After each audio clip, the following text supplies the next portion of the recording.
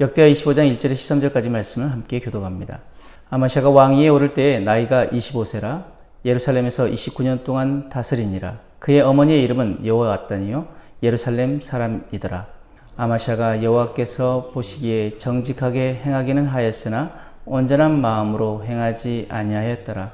그의 나라가 굳게 섬에 그의 부왕을 죽인 신하들을 죽였으나 그들의 자녀들은 죽이지 아니하였으니 이는 모세의 율법책에 기록된 대로 함이라.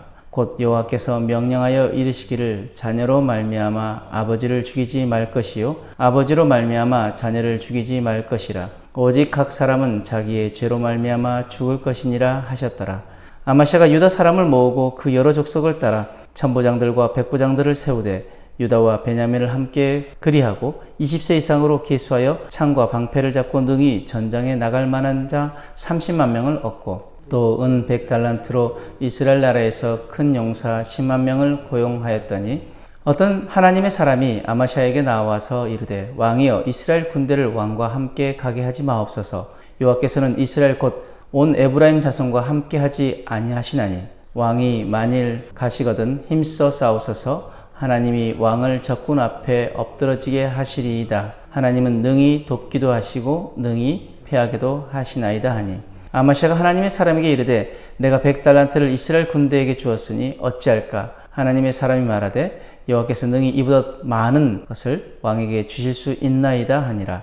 아마시아가 이에 에브라임에서 자기에게 온 군대를 나누어 그들의 고향으로 돌아가게 하였더니 그 무리가 유다 사람에게 심히 노하여 분연히 고향으로 돌아갔더라. 아마시아가 담력을 내어 그의 백성을 거느리고 소금 골짜기에 이르러 세일 자손 10,000명을 죽이고 유다 자손이 또 10,000명을 사로잡아 가지고 바위 꼭대기에 올라가서 거기서 밀쳐 내려뜨려서 그들의 온몸이 부서지게 하였더라. 아마시아가 자기와 함께 전장에 나가지 못하게 하고 돌려보낸 군사들이 사마리아에서부터 베토론까지 유다 성읍들을 약탈하고 사람 3,000명을 죽이고 물건을 많이 노략하였더라.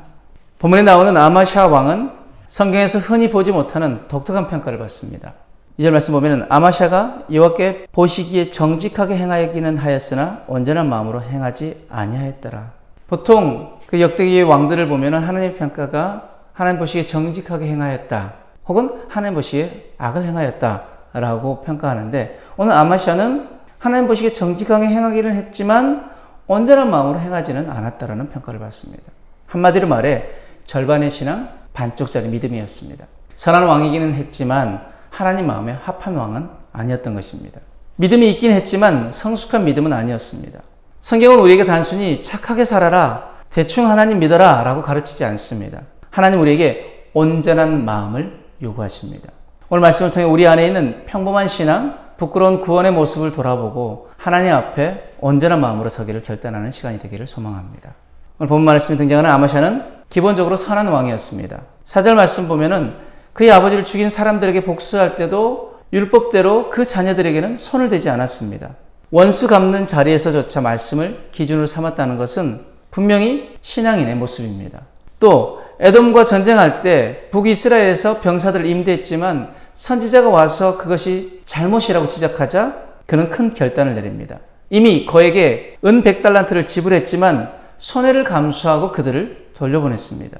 아마시아에게 믿음이 없었다면 어려웠을 것입니다. 하나님 말씀 때문에 손해를 볼 줄 아는 것, 그것이 신앙인의 길입니다.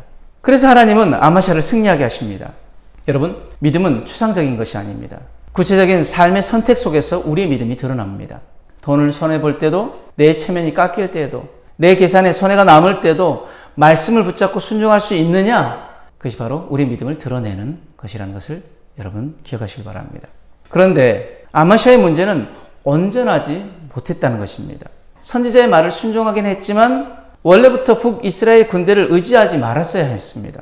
왜냐하면 그들을 불러들인 자체가 하나님을 의지하지 않고 사람의 힘을 계산한 것이기 때문입니다. 아마시아는 기본적으로 신앙이 있었지만 늘 한 발은 세상 계산에 걸쳐두고 있었습니다. 결국 돌려보낸 군사들이 돌아가면서 유다 성읍들을 약탈하는 피해를 남깁니다.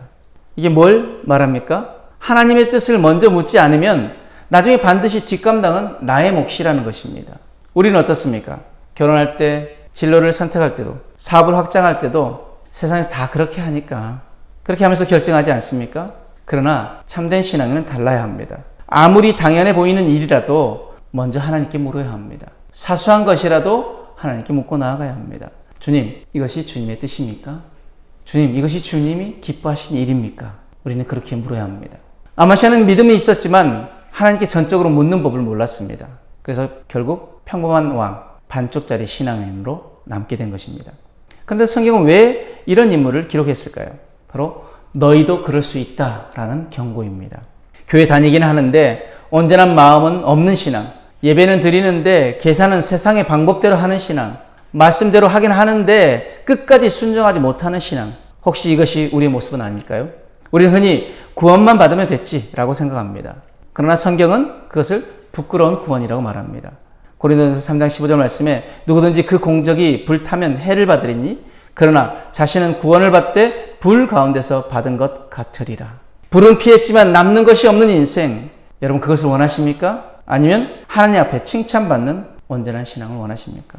오늘 아마시아는 선한 왕이었지만 하나님 마음에 합한 왕은 아니었습니다. 믿음이 있긴 했지만 온전한 믿음은 아니었습니다. 오늘 하나님은 우리에게 묻고 계십니다. 너는 반쪽짜리 신앙인으로 살아갈 것이냐? 아니면 온전한 마음으로 나를 따를 것이냐? 오늘 이 말씀 가지고 우리는 이렇게 결단하길 원합니다. 첫 번째, 말씀을 기준으로 삼겠습니다. 내 감정이 아니라 말씀을 붙잡고 모든 것을 선택하겠습니다. 두 번째, 하나님의 뜻을 먼저 묻겠습니다.